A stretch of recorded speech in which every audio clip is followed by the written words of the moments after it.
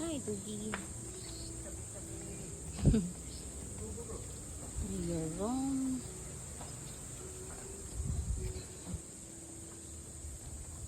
Hello po.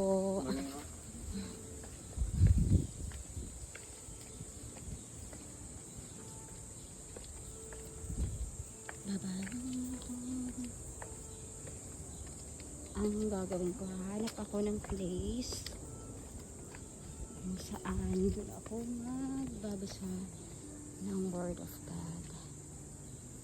So, here's the place. So, yan. Hanap ka niyan. Where you can stay. Where you can commune with God. Kagaya niya. Like that place. Kaya. So, like this one. Marami po ito dito. So, the best time na pupunta kayo dito is weekdays. Kasi walang masyadong tao. Oh, ikaw lang mag-i-stay dito. I think nakahanap na ako ng place where I can read the Word of God. I think this place is good. This one. Yeah, this one. Dito ako. So, yan. Madami siyang bamboo.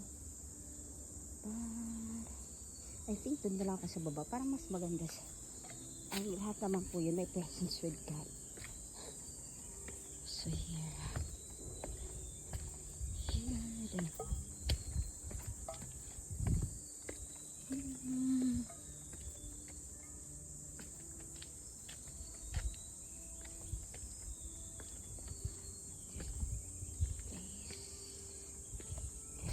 This is good.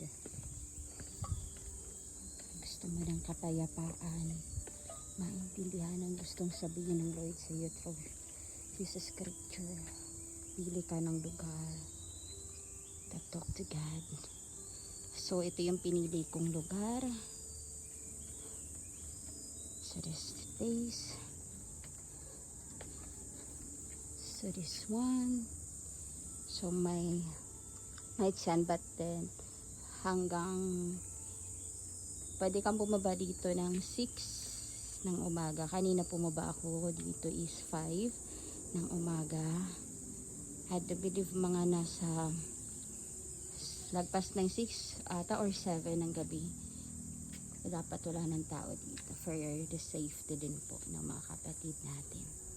So here's the place, Prayer Mountain. Oh my God. Naririnig yung katahimikan and then yung huni ng mga ibon. Grabe. Pwede lang dito mag-stay. Pero may trabaho tayo. So, balik na lang tayo dito.